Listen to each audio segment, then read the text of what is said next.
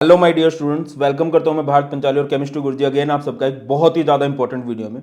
तो भाई अब मजाक नहीं रह गया, जो तुम लोग चिल कर रहे हो ना, जो 20-25 दिन हमारे फाइनल पेपर में और अभी भी तुम लोगों ने चिल मोड ऑन कर रखा है, पढ़ाई अभी तक अच्छे से स्टार्ट नहीं की है। तो बेटा आपका पेपर बहुत टफ रहने वाला है, लिटरली अब तक का सबसे टफ पेपर होगा। और ये बात हवा हवाई नहीं है, मैं विद प्रूफ आपको ये बात बताऊंगा और आप इस पे बिलीव भी करोगे। यस, कि पेपर का पैटर्न बदल रहा है, पेपर का लेवल हर साल टफ हो रहा है। चैप्टर भले ही कम हुए हैं बट लेवल टफ हुआ है और इस साल सबसे टफ होगा। बेटा अगर आप अभी अपने पेपर की तैयारी का लेवल इंक्रीज नहीं करते हो और लेवल को थोड़ा चेंज नहीं करते हो, पेपर के पैटर्न को चेंज नहीं करते हो, जिस तरह से आप प्रिपरेशन कर रहे हो, तो बहुत प्रॉब्लम हो सकती है। देखो मैं आपको एक सच्चाई बात आता हूँ, मतलब 12 साल हो गए हैं पढ़ाते हुए, मतलब 6-7 साल ऑफलाइन पढ़ाया है और फिर कोविड टाइम से प्रॉपर ऑनलाइन ही आ गए थे, है ना। 19 के बाद तो प्रॉपर ऑनलाइन पढ़ाया है। तो भाई इतने सालों के एक्सपीरियंस से बता रहा हूँ कि लास्ट ईयर का पेपर सबसे टफ था। मैं उससे पहले हर साल ये बोलता था कि केमिस्ट्री का पेपर सबसे ईजी आता है, पीसीएम में सबसे इजी केमिस्ट्री का पेपर आता था और बच्चे बहुत अच्छा स्कोर करते थे। 90 95 सबके लिए बहुत इजी सा हो जाता था स्कोर करना। बट लास्ट ईयर ऐसा नहीं हुआ। मतलब मैं ऑफलाइन नहीं पढ़ाता हूँ बट हमारे यहाँ पर 2 ऑफलाइन टीचर थे, बड़ा जिनका बोलते हैं कि हाँ यार हमारा नाम है। एक के पास 200 बच्चे होंगे, एक के पास 300 बच्चे होंगे। उसके 300 बच्चों में से 8 बच्चों के 90 प्लस थे, 300 में से 8 के, और उसके 200 में से 5 बच्चों के 90 प्लस थे। अब आप ये देखो कि और 100 तो छोड़ दो, 100 तो दोनों में से किसी के भी नहीं आए थे। चलो ये तो मैंने एक ऑफलाइन के टीचर का डाटा बता दिया।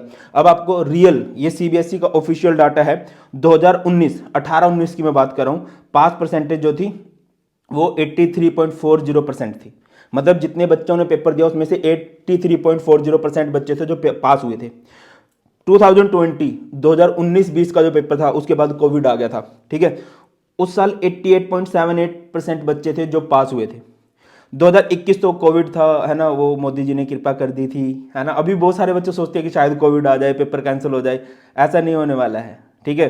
तो 2021 में क्या हुआ था, 99.37%, इसको तो एक एक्सेप्शन मान के काट देते हैं, ठीक है। 2022 में सीबीएसई ने एक पेपर का सिलेबस बदल दिया था, वही सिलेबस है जो हम आज भी पढ़ते हैं, और पेपर का पैटर्न भी बदल दिया था, ठीक है। हाँ उसमें टर्म वाइज पेपर हुए थे और अब दोबारा से वो आ रहा है, बट तुम्हारे केस में नहीं आ रहा है। तो इसमें थोड़े से बच्चों का रिजल्ट अच्छा आ गया था, 92.71%। अब जो 2023 था, जो पूरा तुम्हारे वाला बैच फॉलो किया जा रहा है, पूरा वही सिलेबस था, पूरा वही पैटर्न था, इसमें 87.33% था। अगर आप इसको काट दो तो इससे कम पासिंग परसेंटेज है, इससे भी कम पासिंग परसेंटेज है ये। अब सर इसमें भी तो कम ही है। देखो बेटा उस टाइम तो इतने सोर्सेज नहीं होते थे, इतने ऑनलाइन बच्चों के पास ऑप्शन अवेलेबल नहीं होते थे, ठीक है। बहुत बड़ा चैप्टर आप कह लीजिए, बहुत बड़ा सिलेबस होता था। अभी तो क्या है भाई, अब आप आ जाओ 24 पे, तो बहुत ज़्यादा चांस है, 99.99% चांस है कि हमारी पासिंग परसेंटेज इससे भी गिरे। इलेक्शन ईयर है, कुछ चेंज हो जाए वो एक अलग बात है, वरना बहुत ज़्यादा चांस है। अब मैं आपको किस बात पे, ये तो चलो डाटा हो गया पासिंग परसेंटेज का। अब पेपर पे आ जाओ बेटा, डायरेक्ट क्वेश्चन नहीं आ रहे अब। अगर आपने सीबीएसई का पहला ऑफिशियल सैंपल पेपर देखा हो और एडिशनल सैंपल पेपर देखो, डायरेक्ट क्वेश्चन नहीं पूछे गए हैं, जैसा कि लगभग 8-10 सालों से पूछे जाते हैं। बच्चों से डायरेक्ट क्वेश्चन पूछे जाते हैं और एकदम से उनके दिमाग में हिट करता है और वो लिख आते हैं। ऐसे क्वेश्चन नहीं बन रहे हैं, डायरेक्ट पैसेज नहीं आ रहे हैं। अब पैसेज अगर आपने देखो, पैसेज मतलब केस स्टडी जो बेस्ड क्वेश्चन आ रहे हैं, मतलब पिछले से पिछले साल केस स्टडी कैसे आया था, बच्चों को पैसेज दे दिया, बस वो चैप्टर का हिंट दे रहा था, क्वेश्चन डायरेक्ट उस चैप्टर से ही थे। बट अब क्या है, पैसेज बिल्कुल ही अलग चला गया। अगर आपने एडिशनल में देखा हो, शायद वो ग्रीन एनर्जी के बेस पे था, और ग्रीन एनर्जी इलेक्ट्रोकेमिस्ट्री में आप कहीं भी नहीं पढ़ते हो, थोड़ी बहुत एक आध लाइन हो सकती है, बट ग्रीन एनर्जी पे पूरा पैसेज था और उसमें आपको सब कुछ लिखना था, तो उसमें अपनी तरफ से आपको सारा लिख के आना था। अगली बात पे आ जाओ, सिंपल एमसीक्यू नहीं आ रहे हैं यार। सिंपल एमसीक्यू क्या होते हैं कि भाई चलो फर्स्ट ऑर्डर है, उसका आपको बताना पड़ जाएगा कि इसकी यूनिट ऑफ रेट कांस्टेंट क्या होगी, है ना। आप लोग बता दीजिए आइडियल इक्वेशन का आइडियल सॉल्यूशन का एग्जांपल कौन सा, ये होते हैं सिंपल। बट आपको एमसीक्यू में दिखाता हूं कैसे बन रहे हैं। मतलब वो 1 नंबर का क्वेश्चन है, बट एक्चुअल में जब उसको सोल्व करने जाओगे तो 3-4 नंबर बनते हैं उन क्वेश्चंस के। इस तरह के एमसीक्यू आ रहे हैं आपके, और न्यूमेरिकल भी ऑफ टॉपिक आ रहे हैं, ठीक है। डायरेक्ट वो भी नहीं आ रहे न्यूमेरिकल भी कि हाँ सिंपल देखा 2-3 लाइनों का है, ऐसा नहीं है। बहुत कंफ्यूजिंग से न्यूमेरिकल भी बन रहे हैं। अच्छा प्रॉब्लम्स की बात करें, बाद में सॉल्यूशन की भी बात करेंगे। अब आप इस, अच्छा ये बेटा जी पैटर्न है, इस पैटर्न को आप ध्यान से समझ लीजिए। 16 आपके 16 जो होंगे मल्टीपल चॉइस क्वेश्चन होंगे, जिसमें 12 एमसीक्यू होंगे और 4 आपके रीजन असर्शन होंगे, 5 शॉर्ट आंसर क्वेश्चन होंगे, 7 शॉर्ट आंसर होंगे जिसके 3 मार्क्स होंगे, पहले वालों को 2 मार्क्स हैं, 2 आपके केस स्टडी होंगे और 3 आपके जो होंगे 5 मार्क्स के क्वेश्चन होंगे। अच्छी बात थोड़ी सी है, मान लो कि इसमें आपके पास ऑप्शन होंगे, ठीक है, इधर जो 5 वाले होते हैं उसमें जनरली आपको ऑप्शन मिल जाते हैं। अब आप एमसीक्यू पे आओ, देखो जैसे ये एमसीक्यू है, एमसीक्यू जनरली क्या बनता था कि अगर ई सेल से ज्यादा हो जाए ई एक्सटर्नल तो एक सेल किस तरह से बिहेव करेगा। बट यहां पर आपको 3 डायग्राम बना दिए, उसके बारे में बहुत कुछ लिख दिया और फिर उससे के बारे में उसमें से पूछा गया है, बताओ भाई। अब आपको पूरा डिटेल में ध्यान से इन डायग्राम को देखना पड़ेगा। आगे बढ़ जाओ, आ जाओ, ये भी एक एमसीक्यू है। 2 compounds M and N have the general formula CnH2nO but different structural formula. अब उसके बारे में बातें बताई गई हैं। 2 compound N belong to the homologous series. ये इतना मुश्किल नहीं है बट ये उतना इजी भी नहीं है जितना एक एमसीक्यू को होना चाहिए। आगे आ जाओ भाई, अब डीएनए आरएनए से रिलेटेड एक नई टेबल बना दी है। मतलब बेटा एमसीक्यू का पैटर्न बदला है, अलग तरह के क्वेश्चन आने लगे हैं। और बुक उतनी जल्दी उन्होंने एडवांस नहीं की अपनी। देखो एनसीईआरटी तो वही है, सिर्फ चैप्टर कम हुए हैं।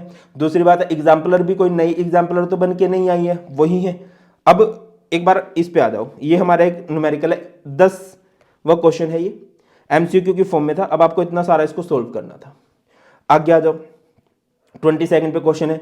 अब a metal form 2 different compounds O and P with 2 different ligands. अब ये कोऑर्डिनेशन कंपाउंड को क्वेश्चन है और यहां पर भी डायरेक्ट कंसेप्ट नहीं आया है, घुमा फिरा के कंसेप्ट आ रहा है। समझ रहे हो मेरी बात, कि घुमा फिरा के क्वेश्चन बन रहे हैं। अब ठीक है, अब ये पैसेज आया है, पैसेज को भी थोड़ा इधर उधर करके क्वेश्चन आपसे पूछा गया है, तो इसका अब ये न्यूमेरिकल है, न्यूमेरिकल को देख लो यार। Ibrahim collected A 10 millilitre each of fresh water and ocean water, he observe that 1 sample labelled P. अब इसको ध्यान से पढ़ना पड़ेगा थोड़ा सा, और ये आप तभी कर पाओगे जब आपको कंसेप्ट अच्छे से आता हो। ठीक है, प्रॉब्लम है, मान रहे हो, पैटर्न बदला है, आप इन सारे क्वेश्चंस को नहीं आप लोगों ने देखा होगा। तो अब इसका सॉल्यूशन क्या है, आप लोगों को अपने लेवल का पता है। मैंने लास्ट वीडियो में भी इसके बारे में डिस्कस किया था कि आप में से बहुत बच्चे होंगे जो भी 0% पे होंगे, ऐसे होंगे 0 to 30%, वो 0 ही मान के चलो, है ना। 50 to 70% होंगे और ऐसे भी होंगे जो सब कुछ पढ़ चुके हैं, सारा सिलेबस कर चुके हैं, सारे एनसीईआरटी क्वेश्चन कर चुके हैं, सारे प्रीवियस ईयर क्वेश्चन कर चुके हैं। ऐसे बहुत रेयर होंगे बट होंगे कुछ बच्चे ऐसे नहीं है, कुछ बच्चों के 95 स्टिल आते हैं जो पूरे साल भर से पढ़ते हैं, बट मोस्टली 90% बच्चे लास्ट मंथ में, लास्ट 2 मंथ्स में ही एक्टिव होते हैं। अब बेटा देखो, अगर आपको कुछ नहीं आता तो सबसे पहले क्या करो, आप थ्योरी कर लो, कहीं से भी थ्योरी कर लो, वन शॉट से। ठीक है, मैं दोबारा बोल रहा हूँ, 10-10 घंटे के वन शॉट देखने का आपके पास टाइम है नहीं। आप 10-10 घंटे के वन शॉट को 2 बार देखोगे तब जाके वो दिमाग में बैठेगा। 20 घंटे एक बच्चा, मतलब एक दिन में 20 घंटे नहीं पढ़ा जा सकता है। और आपको सिर्फ एक सब्जेक्ट नहीं पढ़ना, आपको सारे सब्जेक्ट पढ़ने हैं। थोड़ा उस तरह जाओ। हाँ, एक रूटीन जरूर बना लो कि 10 to 12 आवर्स की सेल्फ स्टडी देने का टाइम आ चुका है बेटा। अगर आपने पूरे साल मजे किए हैं तो आप अच्छे मार्क्स से पास होना चाहते हो। देखो, डरने की इतनी जरूरत नहीं है, मैंने तुम्हें सिर्फ एक रियलिटी बताई है कि यस, पेपर का पैटर्न टफ हो रहा है। अब ये नहीं है कि इसका कुछ सॉल्यूशन नहीं है। अब हम सॉल्यूशन की ही बात करें। सबसे पहले आप क्या करो, अपने आप को हर एक चैप्टर की थ्योरी पे करो। ठीक है, सारे क्वेश्चन ऑफ टॉपिक भी नहीं होते हैं, कुछ क्वेश्चन डायरेक्ट टॉपिक से भी आते हैं और आपको हिंट करने लग जाता है, एक आधा वर्ड मिलता जुलता हो जाता है, फिर आप उससे रिलेटेड लिख पाओगे। अब आप किसी भी जगह से वन शॉट देखो, इस चैनल से भी आप वन शॉट देख सकते हो और लगभग हर एक वन शॉट में हमने टॉपिक से रिलेटेड क्वेश्चन कराए हैं। ठीक है, इसके अलावा एनसीईआरटी के सिलेक्टेड 15-15 क्वेश्चन कराए हैं। और अच्छी बात क्या है कि उनके मैंने आपको पीडीएफ दे रखी है, सारे के सारे नोट्स दे रखे हैं। अपने चैनल के वीडियोस की लगभग अच्छी बात यह है कि आपको नोट्स मिलेंगे, उन नोट्स का प्रिंट आउट निकलवाओ, उनको पढ़ो। वीडियोज अगर समझ में नहीं आ रहा तो वीडियोज देखो। ठीक है, सबसे पहले आप अपना ये करो कि आपको थ्योरी आती हो, एनसीईआरटी से आपको इंपॉर्टेंट क्वेश्चन आते हैं। और अगर आपको डायरेक्ट वन शॉट नहीं देखना है तो बेटा मैंने हर एक चैप्टर के क्रिस्प वन शॉट बना रखे हैं, 15 मिनट्स के एंड 30 मिनट्स के। वो बहुत जल्दी आपको आइडिया दे देगा। स्टिल आपको वन शॉट देखना है बट फिर आपको वन शॉट 2-3 बार नहीं देखना पड़ेगा, आपको चैप्टर के बारे में इंपॉर्टेंट बातें पहले से पता होंगी। उसके बाद क्या करो, जब आप इतने लेवल को कर लोगे, लगभग 50% आपका लेवल हो जाएगा, तब आप प्रीवियस ईयर क्वेश्चन करो, है ना। सर प्रीवियस ईयर क्वेश्चन से तो क्वेश्चन नहीं बन रहे हैं, क्वेश्चन की स्टेटमेंट थोड़ी चेंज हो गई है बट पैटर्न वही है। अच्छा एक और, ओके सो सैड, ये गलत हो गया, सो सॉरी बेटा, बीच में कुछ हुआ था। हाँ, तो मैं आपको क्या कह रहा था कि 50 to 70% जो हमारा पेपर है, यहां पर आप आ जाओगे। अब जब आपने चैप्टर की थ्योरी पढ़ ली है, जब आपने प्रीवियस ईयर क्वेश्चन कर लिए हैं, यहां पर आप करोगे प्रीवियस ईयर क्वेश्चन। और मैं अभी आपके लिए नए लेवल के प्रीवियस ईयर एमसीक्यू लेके आ रहा हूं। प्रीवियस ईयर एमसीक्यू में मैं सिर्फ वही एमसीक्यू करा रहा हूं जो या तो प्रीवियस ईयर में आए हैं 2-3 सालों में जब से सीबीएसई का पैटर्न हुआ है, और सीबीएसई के जो सैंपल पेपर के एमसीक्यूज हैं उनको कंबाइन किया है, सो दैट कि बच्चे उन एमसीक्यूज को देख के ना डरे कि यार ये तो स्टेटमेंट चेंज हो रही है, मैंने तो इस लेवल का कोई एमसीक्यू देखा नहीं। क्योंकि बच्चों को एमसीक्यू ही ज्यादा डराएंगे, वैसे क्वेश्चन आप फिर भी बना लोगे, एमसीक्यूज बच्चों को ज्यादा डराते हैं। और केस स्टडी में हर एक चैप्टर से कोशिश करूंगा 3-3 4-4 केस स्टडी कराऊं जो थोड़ी ऑफ टॉपिक हो या जो प्रीवियस ईयर में आई हो, सैंपल पेपर में आई हो, सो दैट कि आप उसका पैटर्न समझ पाओ। ठीक है, प्रीवियस ईयर क्वेश्चन ऑलरेडी करवा दिया है। अब प्रीवियस ईयर क्वेश्चन से रिलेटेड अगर थोड़ी बहुत वीडियो आ सकती है तो एक शॉर्ट टॉपिक मेरे को बच्चे बोल रहे हैं कि हर एक चैप्टर के लगभग 30 प्रीवियस ईयर क्वेश्चन जो पूरे चैप्टर का सार समेटते हो। बट अभी मैं आपको ये बोलूंगा बेटा ये the best video, previous year question की वीडियो ये रही। ये एक प्लेलिस्ट मिलेगी आपको, इसमें आप हर एक चैप्टर के प्रीवियस ईयर क्वेश्चन करोगे। बट कब करोगे? जब आपको वन शॉट अच्छे से आता है, जब आपने एनसीईआरटी के सिलेक्टेड क्वेश्चन कर लिए हैं, ठीक है, आपको पूरा ज्ञान हो चुका है, तब आप लोग वन शॉट पे आओगे। ठीक है, नहीं तो आप लोग बहुत अच्छा कर लोगे, डोंट वरी। और नए पैटर्न के क्वेश्चन के लिए मैंने बोला है प्रीवियस ईयर एमसीक्यू में आपको करवाने वाला हूं और शॉर्ट क्वेश्चन भी करवाने वाला हूं बहुत जल्दी। ठीक है, अच्छी बात क्या रही है सीबीएसई की, अभी भी सीबीएसई ने जो क्वेश्चन दिए हैं, क्वेश्चन का पैटर्न बदला है, बट कहीं ना कहीं सीबीएसई घूम रहा है वहीं उन इंपॉर्टेंट टॉपिक पर जिनसे वो जनरली क्वेश्चन बनाता आया है। अब वो इंपॉर्टेंट टॉपिक की मैंने वीडियो बना रखी है ना, जस्ट सर्च कर लेना chemistry important topics by Bharat Panchal sir, या फिर लिंक आपको डिस्क्रिप्शन में मिल जाएगा। जनरली इन्हीं से क्वेश्चन बनते हैं, आप उसको अच्छे से देख लो और उन टॉपिक्स पे एक्स्ट्रा फोकस करो। उन टॉपिक्स की पॉसिबल हो तो एनसीईआरटी पढ़ लो, क्योंकि एनसीईआरटी से बाहर पेपर नहीं आता। अगर कोई बच्चा मुझे बोले ना कि सर बताओ मुझे एक बुक अगर पढ़नी हो तो एनसीईआरटी अच्छे से पढ़ लो, बट एनसीईआरटी इतनी इजीली हो नहीं पाती है। अगर आप ये सब कर चुको तो एक बार एनसीईआरटी की रीडिंग लगा लेना, ठीक है, वरना एनसीईआरटी के निचोड़, एनसीईआरटी की इंपॉर्टेंट लाइन मैंने भी अपलोड कर रखे, आप उनको देख लो। और बेटा जी अगर आपने अभी तक कोई बुक नहीं ली है तो एजुकार्ट की तरफ से एक फाइनल रिवीजन की बुक आती है, ये वाली बुक है। ठीक है, इसमें सारे physics, chemistry, maths, bio, English आपके सभी सब्जेक्ट कवर हो जाते हैं। और बढ़िया बात क्या है कि लास्ट 20 डेज 30 डेज जो है उसमें आप किस तरह से अच्छे से तैयारी कर सकते हो वो इस बुक के अंदर है। ठीक है, अगर आपने बुक ले रखी है तो अच्छी बात है, आपके पास किस स्पेसिफिक टॉपिक की बुक नहीं है तो आप उसके लिए sample paper, previous year question या फिर क्वेश्चन बैंक देख सकते हो, लिंक आपको डिस्क्रिप्शन में मिल जाएगा। ठीक है, बट यस इस बुक में आपके सभी सब्जेक्ट कवर हैं और हर एक चैप्टर को क्रिस्प वे में दे रखा है कि अगर एमसीक्यू बने तो कैसे बनेंगे, अगर केस स्टडी बना तो कैसे बनेगा, रीजन असर्शन बना तो कैसे बनेगा, इस तरह से इस बुक के अंदर है। तो फाइनल सॉल्यूशन ये है कि लास्ट के 20-25 दिन है, हर दिन को काउंटेबल बनाओ, अपना लेवल धीरे धीरे बढ़ाओ, चैप्टर के बारे में सब कुछ आता हो। और देखो बेटा हर एक चैप्टर, अब जब आप उस इंपॉर्टेंट टॉपिक की वीडियो को देखोगे तो आपको पता चलेगा किस टॉपिक में कहां से क्वेश्चन आते हैं, और हर एक टॉपिक की वीडियो है, आप उनको देखो और जुट जाओ। और ऐसा नहीं, अभी कुछ बच्चे बोलेंगे कि सर मैंने तो पढ़ना स्टार्ट नहीं किया, मैं अभी भी कर सकता हूं, कि भाई तू कर सकता है, जहां पर तू है उससे बहुत अच्छा कर सकता है। अगर 0 पे है तो तेरे 50-60% आ जाएंगे। मैं हवाई बात करूं कि 95 आ जाएंगे, 99, वो थोड़ा ज्यादा हो जाएगा।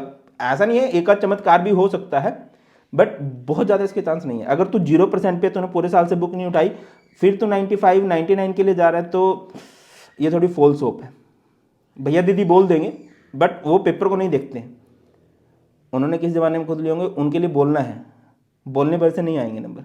आपको पैटर्न समझना पड़ेगा और उसके अकॉर्डिंग ढलना पड़ेगा। तो बेटा और कोशिश करो सैंपल पेपर लगाओ, कोई भी एक अच्छी सी बुक ले लो सैंपल पेपर की, सैंपल पेपर लगाओ, उसके नए क्वेश्चंस में ढलो। और मैं तुम्हारे लिए क्या कर सकता हूँ, मोस्टली सब कुछ प्रोवाइडेड है। प्रीवियस ईयर के एमसीक्यू में लेके आ रहा हूँ, जो नए पैटर्न के एमसीक्यूज हैं वो मैं अपलोड कर रहा हूँ आपके लिए।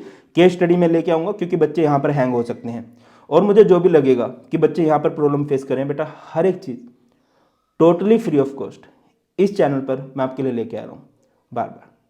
और मैं बार बार बोलता हूँ मुझे कुछ नहीं चाहिए, मुझे सिर्फ तुम्हारे सपोर्ट की जरूरत है कि yes sir we are with you. और हमेशा बोलता हूँ कि लाइक करो या ना करो, इस वीडियो को अपने एक फ्रेंड के पास शेयर कर सकते हो, 2 फ्रेंड के पास भी शेयर कर सकते हो, सो दैट कि उसका भी भला हो जाए। और कुछ भी प्रॉब्लम फेस करो कमेंट सेक्शन में बता देना, और बहुत जल्द आपके प्रॉब्लम से रिलेटेड वीडियो आ जाएगी। बहुत ख्याल रखिए, जोश हाई रखिए, पढ़ना स्टार्ट कीजिए, लाइव वीडियोज़ को थोड़ा अवॉइड कीजिए, जो रिकॉर्डेड वीडियो उनको 1.5x पे देखिए, पॉसिबल हो डाउनलोड करके देखो। ठीक है, नोट्स बनाने का टाइम चला गया, थोड़ा बहुत लिखने की प्रैक्टिस जारी रखो, बट वीडियो के साथ नोट्स बनाने का टाइम नहीं है। नोट्स जो तुम्हें टीचर के अच्छे नोट्स लगते हैं वो निकलवाओ, जो तुम्हारा ऑफलाइन टीचर है, ट्यूशन टीचर है, कोई टॉपर फ्रेंड है, उसके नोट्स लो, उनमें से पढ़ो, बस पढ़ो। हर दिन एक एक सब्जेक्ट को 2.5-3 घंटे दो, ठीक है। और अपने दिन की शुरुआत करा करो इजी चैप्टर से, इजी टॉपिक से, सो दैट कि पढ़ने में थोड़ी वाइब्स आए। ऐसा नहीं कि सुबह ही मुश्किल टॉपिक और दिमाग को हैंग कर लो। थोड़ा सा मोबाइल से दूरी बनाओ, आधे एक घंटे मोबाइल चलाओ, कोई बुराई बात नहीं है, बट मोबाइल बहुत ज़्यादा एग्जॉस्ट कर रहा है आपको। चलो इसको ख़त्म करते हैं बेटा, लास्ट के 25 दिन बचे हैं, जुट जाओ। ख्याल रखिए, God bless you all, please take care, Jai Hind.